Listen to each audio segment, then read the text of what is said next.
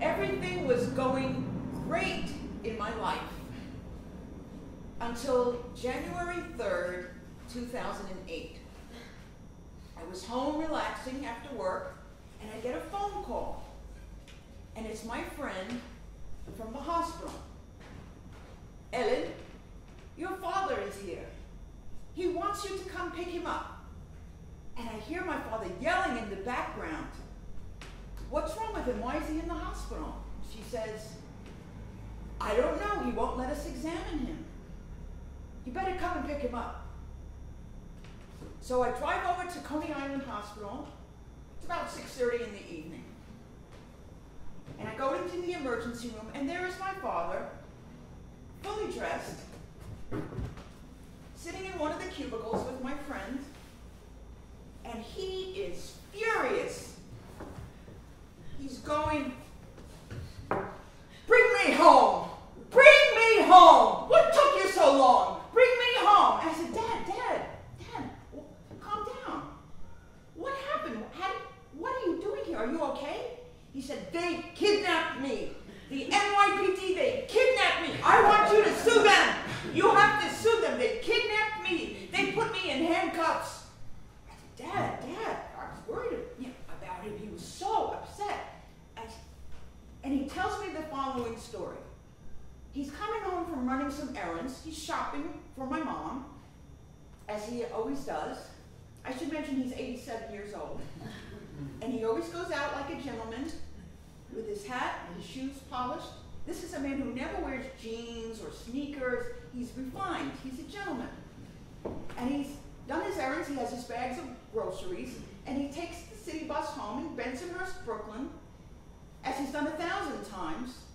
And the bus pulls over, and he starts to get off the bus. But for some reason, on this day, January 3rd, 2008, he stops on the second step. And he won't get off the bus. And he's kind of nervous today, and he panics. And of course, the classy people of Brooklyn are piling up behind him. And in their refined, classy way, they're going, come on, Pops, move it. Move it, Pops. And I'm sure somebody poked him. And he's going, don't touch me. Leave me alone. Don't touch me. And he's a very dignified man. He's so refined and dignified, but something's gone crazy today. He's going, don't touch me. And they go, come on, move it, guy. We got stuff to do. We got to go. He won't get off the bus. Now, he happens to be blind in one eye from years of macular degeneration, and he's only partially sighted in the left, but he's too proud to tell anybody that he might need some help getting off those steep steps.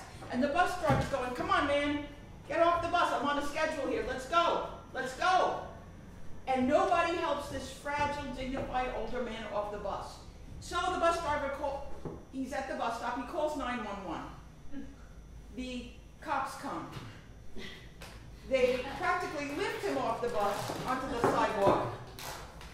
And the angry people of Brooklyn leave. And the bus takes off. And now the two NYPD, the refined gentlemen of the NYPD are now interviewing my father. What's your name, sir? My name is Walter. What's your last name, sir? I'm not telling you my last name. Nobody uses last names these days. It's true, you know. When you think about it.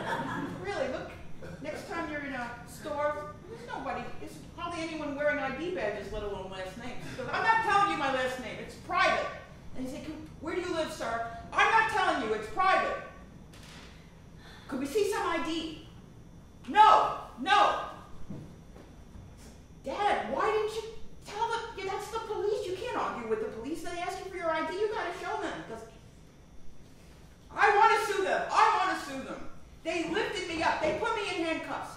Apparently, they took him, because he wouldn't cooperate and say where he lived, they put him in an ambulance, handcuffed behind his back, like what they call an EDP, emotionally disturbed person. And they whisked him to Coney Island Hospital in the emergency room. He's humiliated. All he wanted was to go home, to be released to the sidewalk where he can make his way home to my mom, who's waiting at home, you know, on the clock for the groceries so she can prepare dinner. But he doesn't come home. home. Now he's in the emergency room. And it's a mess. So I said, Dad, you're here. Why don't you at least let them examine you, see what's going on? And no, don't touch me. I'm fine. Take me home. Take me home. Fine. So I start escorting him, and I say, I'm going to sign you out AMA, against medical advice. My friend gives me the papers, so I sign him out. We're going home. I call my mom. Dad's here. She goes, bring him home. Bring him home. Fine. So I'm trying to get him out of the emergency room. My car's in the parking lot. I'm going to take the man home, restore him to his life, try to undo this little glitch in their orderly, serene lives. And we're walking through the emergency room, and I'm taking him. He's fragile, but he's furious. And then we're right by the door. He won't come. He won't come with me. And he says, I want to see the psychiatrist. Oh. Which seems like a good idea. Fine, Dad, fine. So I take him.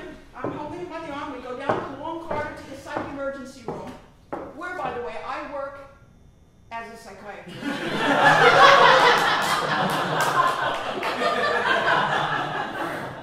So now I'm bringing my own father into the suite of rooms where I work during the day as a psychiatrist for him to be evaluated. So we go in there, and I see that the doctor on duty, right now it's evening time, it's Dr. B who's on tonight. Dr. B.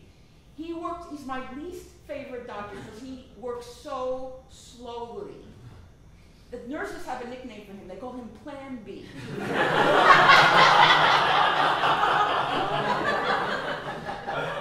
So I say, hey, Dr. B, here's my dad. We had a little bit of trouble today. And I start to tell him the story, but it becomes apparent that there are about 3 other people waiting to be seen. And I would like to jump the line because I work at this freaking place.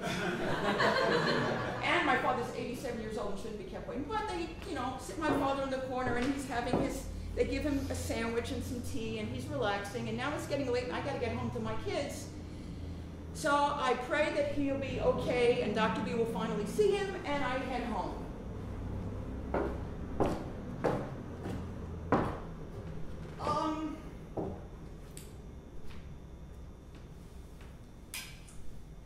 My father is named Walter Vladimir Weinberg, and he was born June 14, 1920 in Odessa, which is in the Ukraine, in Russia. If you fly to Moscow and make a right, for a couple of thousand miles, you get to Odessa. His father was Jacob Weinberg, a trained concert pianist and composer. And his mom was Teresa Bernstein Weinberg, who was from an aristocratic family in Germany and did watercolors and apparently spoke a few languages and was very erudite. And Jacob Weinberg was very serious about his concert work and his compositions, and he entered he wrote a concerto and he entered into a contest, and he won first prize of $1,000, and he took his wife and little Walter, their only son, to New York, where they settled on the Upper West Side. And Jacob Weinberg started teaching at the New York College of Music and Hunter College, and he had his debut at Carnegie Hall in 1947, and this is from a program.